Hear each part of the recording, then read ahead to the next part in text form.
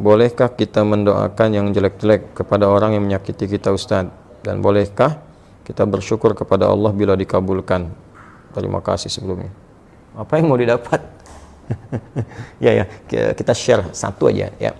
Dalam Al-Quran itu ada ayat di Al-Quran surah ketiga Ali Imran ayat 128 sampai 129. Ini saya berikan gambaran kisahnya dulu. Nabi SAW di awal masa dakwah itu kedatangan satu utusan ya, dan mengatakan bahwa satu desa tuh masyarakatnya masuk Islam. Senang Nabi, lalu minta orang-orang itu untuk dikirimkan dai untuk mengajar. Dikirim oleh Nabi 70 orang, dalam riwayat disebutkan kurang lebih 70 orang penghafal Quran ya, ahli Quran, orang-orang yang menguasai agama dengan baik pada masa itu ya, dengan kadar yang mungkin didapatkan pada saat itu. Dikirimkan secara singkat, ketika sampai di sebuah distrik namanya Bi'ur Ma'unah ya, tiba-tiba ternyata orang-orang itu dianiaya, bahkan kemudian dieksekusi. Nah, Nabi mendapat kabar dari malaikat sedang menunaikan sholat. Ada beberapa versi riwayatnya, ada yang menyebutkan sedang sholat subuh, ada yang menyebutkan riwayatnya sebelum ruku, ada yang setelah ruku saat i'tidal, ada yang menyebutkan juga di sholat yang lain ya. Intinya informasi itu sampai kepada Nabi, dan Nabi mendoakan, ya Allahumma al'an kita, Allahumma adzibhum, ya Allah tolong laknat Bani Fulan ya, kemudian tolong hukum mereka dan seterusnya. Itu berlangsung selama sebulan. Nah, doanya terasa keras ya, tolong hukum Bani Fulan, tolong hukum mereka, tolong laknat mereka. Apa yang terjadi? Kemudian Allah turunkan Al-Quran surah ketiga Ali Imran ayat 128. Ya laisa laka minal amri syai'un aw yatuba 'alaihim aw yu'adzibahum fa innahum zalimun. Ya Muhammad sallallahu alaihi wasallam, engkau tidak punya hak ya untuk bisa memutuskan seperkara terkait dengan hukuman ataupun memberi petunjuk pada seseorang yang dimaksudkan langsung menanamkan hidayah kepadanya, kecuali itu atas izin Allah Subhanahu wa taala. Nah, namun yang paling indah, Allah ingin memberikan sebuah arahan seperti ini. Ya, ini sifat maksum Nabi. Jadi ini bagian dari sifat maksum Nabi yang kalau di situ ada sesuatu yang kurang tepat, Allah luruskan. Berhak Nabi meminta. Ya, berhak Nabi meminta. Ya Allah, hukum si fulan, berikan hukuman setimpal, berhak. Tapi Allah berikan suatu arahan yang lain dengan hikmah tertentu.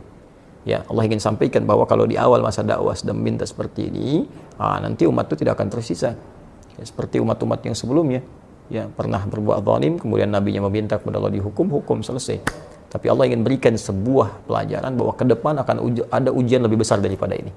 Maka diberikan sebuah tahapan bersabar, bersabar, sampai kesabaran itu kemudian memuncak, sampai kemudian pada tingkat maksimal sehingga bisa mengatasi tantangan yang lebih berat lagi. Ya, karena kalau persoalan wafat, ajal juga sudah tiba, ya, sesuai dengan ajal. Hanya nanti tentunya ada balasan-balasan dari Allah. Ada yang karena tidak tahu, mungkin bisa dengan itu kemudian diberikan petunjuk untuk bertobat. Ada yang sengaja melakukan, Allah kirimkan kemudian hukuman, nanti akan turun kemudian hukuman-hukuman berikutnya. Bukan berarti pembuat kesalahan tidak kemudian diproses. Ya, bisa diproses dengan hukum yang berlaku, tapi ada mungkin golongan-golongan tertentu yang tidak tahu dan ikut-ikut di dalamnya. Bagaimana hukum seperti itu? Maka Allah turunkan tadi ayat, setelah ayat itu turun, maka Nabi merubah doanya. Perhatikan doanya. Allahumma hdini fi man hadait, wa afini fi man afait, wa tawallani fi man tawallait, wa barik li fi ma atait. Ya. Kalau kita jamakkan, Allahumma hdina fi man hadait, wa afina fi man afait, wa tawallana fi man tawallait, wa barik lana fi ma atait, wa qina syarra ma qadait. Allahumma hdina fi man hadait, ya Allah, mohon berikan aku hidayah, berikan kami hidayah, dan tempatkan kami di tempat-tempat yang orang mendapat hidayah. Wa afina fi man afait, sehatkan kami ya Allah, dan tempatkan kami di tempat orang-orang yang sehat. Jadi, kalau Anda kerja di tempat orang sehat, Anda bertetangga dengan orang sehat, orang itu dapat hidayah, di kantor dapat hidayah, jadi baik orangnya. Wa tawallana fi man tawallait, palingkan kami dari apa yang Kau tidak sukai, dan tempatkan kami di tempat-tempat orang-orang yang berpaling dari apa yang tidak Engkau sukai. Barik lana fi ma atait, berikan keberkahan pada kami ya Allah dari setiap pemberian-Mu. Ya, indah. Wa qina syarra ma qadait, dan jauhkan kami dari segala keburukan ya Allah, segala keburukan yang mungkin kami dapatkan dalam kehidupan. Ya, Engkau telah tetapkan ini buruk, berikan kami kemampuan untuk menghindarinya. Jadi berubahlah ke arah doa-doa itu, jadi baik, jadi baik, jadi baik. Itu yang telah kemudian dikenal dengan doa kunut. Ya, berarti permintaan pada segala hal yang bernilai ketaatan kepada Allah yang sifatnya baik-baik. Jadi kalau Allah saja mengarahkan Nabi untuk mendoakan perilaku buruk dengan kebaikan, maka kita lebih layak untuk mengikuti tuntunan Nabi SAW. Kita doakan yang baik. Ya, toh mohon maaf dia mencela kita itu, celaan dia, ketika keluar celahannya itu sudah memberikan pahala kepada kita. Kenapa harus dengan mencela kembali sehingga mengembalikan pahala yang telah kita dapatkan?